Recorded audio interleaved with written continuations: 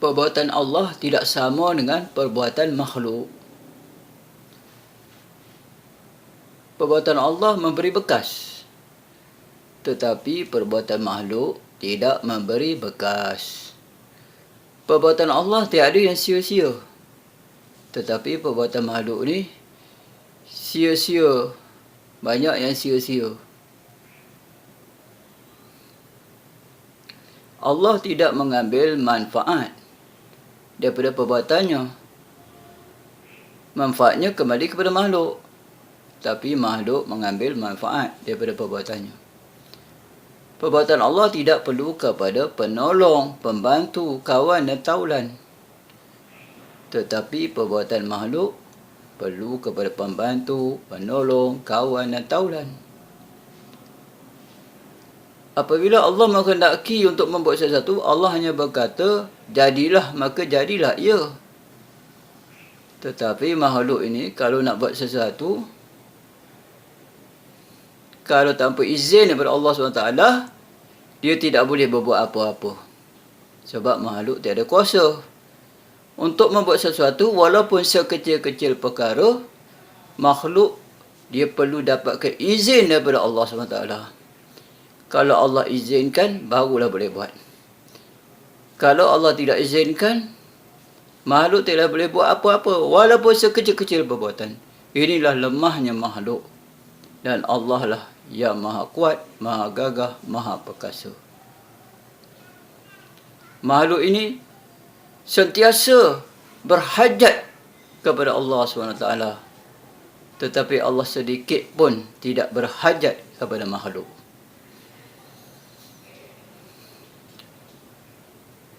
Makhluk ini wajib taat dan mengikut segala apa yang Allah perintahkan. Tetapi Allah tidak wajib taat kepada makhluk.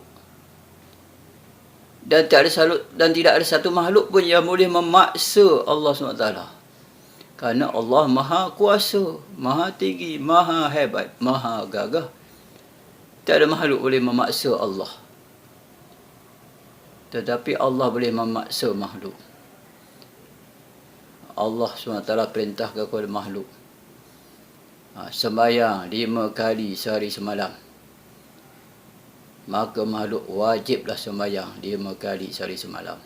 Allah perintah kepada makhluk puasa pada bulan Ramadan. Makhluk wajiblah puasa pada bulan Ramadan. Allah perintahkan kepada makhluk supaya mengeluarkan zakat. Maka makhluk wajiblah mengeluarkan zakat. Allah perintahkan kepada makhluk, yakni manusia lah, supaya pergi menunaikan fardu haji di Mekah sekurang-kurangnya seumur hidup sekali. Makhluk wajib pergi menunaikan fardu haji di Mekah sekurang-kurangnya seumur hidup sekali. Tetapi makhluk tidak ada boleh paksa Allah SWT. Paksa Allah masukkan dia ke dalam syurganya, tak boleh. Hak memasukkan ke dalam syurga itu hak Allah SWT. Dan kita masuk ke dalam syurga itu adalah kerana rahmat Allah SWT. Dengan rahmat Allah SWT kita masuk syurga. Dan kita tidak boleh memaksa Allah supaya jangan masukkan kita ke dalam neraka. Tetapi Allah SWT memasukkan seseorang hamba itu ke dalam neraka kerana keadilannya. Kerana Allah bersifat adil. Setiap kebaikan itu dia balas dengan kebaikan. Dan setiap kejahatan itu dia balas dengan kejahatan. Inilah Allah maha adil. Jadi Allah SWT masukkan seseorang ke neraka itu kerana keadilannya. Kerana keadilannya. Bukan Allah terpaksa masukkan dia ke dalam neraka. Dan Allah masukkan seseorang hamba itu ke dalam syurga kerana rahmatnya. Bukan Allah terpaksa masukkan dia ke dalam syurga. Tapi Allah masukkan seseorang itu ke dalam syurga kerana rahmatnya.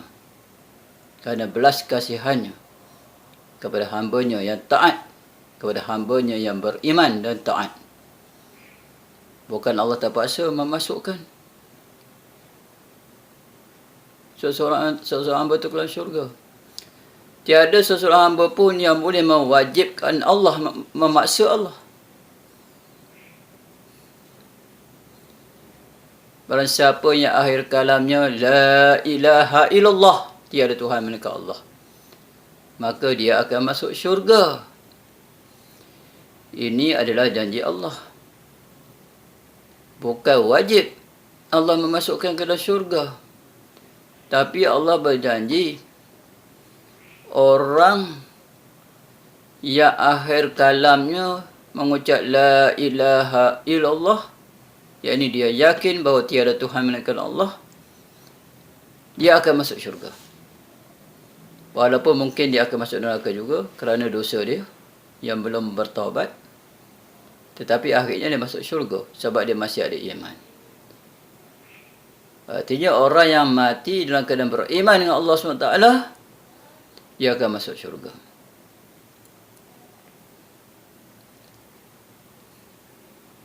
Ini janji Allah dan Allah tidak memungkiri janji. Tetapi orang yang mati dalam keadaan syirikkan Allah, dalam keadaan menyekutukan Allah, Allah berjanji akan masukkan dia ke dalam neraka. Ini pun janji Allah. Jadi oleh itu, wajiblah atas kita ini menjaga iman kita, supaya kita benar-benar mentauhidkan Allah Subhanahu Wa Taala. Tidak mensyirikkan Allah, tidak menyekutukan Allah. Kerana dosa yang paling besar ialah dosa syirik, iaitu dosa menyekutukan Allah SWT. Dosa yang Allah SWT tidak akan ampun. Dosa yang tidak diampuni oleh Allah SWT ialah dosa syirik, iaitu dosa menyekutukan Allah SWT.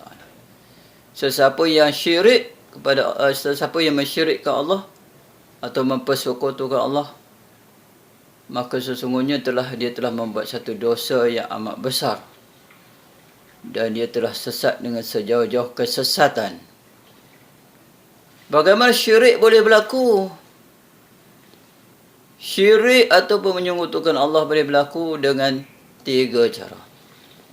Pertama, boleh berlaku dengan i'tiqad, kedua dengan perkataan, dan yang ketiga dengan perbuatan. I'tiqad ialah keyakinan yang salah yang boleh menjatuhkan seseorang ke dalam syirik. Allah Subhanahu Wa Taala Tuhan yang Maha Esa, Tuhan yang satu, yang tunggal, yang tidak berbilang. Esa zatnya, esa sifatnya, esa perbuatannya. Sesiapa yang menduakan Allah SWT, yang ini mempercayai Allah itu berbilang, lebih daripada satu, baik zatnya atau sifatnya atau perbuatannya, maka dia telah mensyirikkan Allah Subhanahu Wa Taala. Yang kedua, Allah SWT Tuhan yang tidak serupa dengan makhluknya, sama ada zatnya, sifatnya, perbuatannya tidak serupa dengan makhluk. Sesiapa yang mengiktikadkan bahawa Allah SWT itu ada penyerupaan dengan makhluk, sama ada pada zatnya atau pada sifatnya atau pada perbuatannya, dia telah melakukan syirik dengan Allah SWT, telah mempersekutukan Allah SWT. Jadi ini syirik boleh berlaku kerana i'tiqad yang salah. I'tiqad, kerana i'tiqad yang salah. Orang yang mengiktikadkan Allah itu berbilang, lebih daripada satu, sama ada zatnya atau sifatnya atau perbuatannya, maka dia telah melakukan syirik kepada Allah. Dan orang yang menyerupakan Allah dengan makhluknya, sama ada pada zatnya atau sifatnya atau perbuatannya, dia telah melakukan syirik kepada Allah SWT. Dan syirik adalah perbuatan yang amat keji, perbuatan yang amat zalim, dosa yang amat besar yang tidak diampuni oleh Allah Subhanahu Wa Taala. Akibat daripada perbuatan syirik itu imannya. Akibat daripada melakukan perbuatan syirik itu sama ada dengan i'tiqad atau dengan perkataan atau dengan perbuatan yang boleh menjadikan seseorang syirik itu syahadahnya terbatal. Syahadahnya yang diucap itu terbatal. Maka dia menjadi kafir. Waliyazubillah. Dia telah murtad. Sama ada dia sedar atau tidak sedar. Kerana itu wajiblah kita mempelajari ilmu aqaidul iman ini. Ilmu tauhid ini dengan bersungguh-sungguh. Supaya kita tidak terjebak di dalam kesesatan. Kerana itulah kita kena belajar apa itu i'tiqad, apa itu i'tiqad ahli-sunnah wal jamaah. Apa itu aqidah ahli-sunnah wal jamaah. Kerana aqidah ahli-sunnah wal jamaah saja yang boleh menjamin kita terselamat daripada kesesatan. Kerana ahli-sunnah wal jamaah meyakini bahawa Allah SWT itu Tuhan yang Maha Esa, tiada sekutu baginya dan tidak serupa dengan makhluknya. Laisa kamitslihi syai' wa lam yakul lahu kufuwan ahad. Allah SWT tidak seperti sesuatu, tidak sama sesuatu, tidak seumpama sesuatu. Allah SWT yang Maha Esa, yang Maha Tunggal, tidak seperti sesuatu, tidak sama sesuatu, dan tidak seumpama sesuatu. Allah SWT tidak ada perbandingan, tidak ada misal, tidak ada contoh.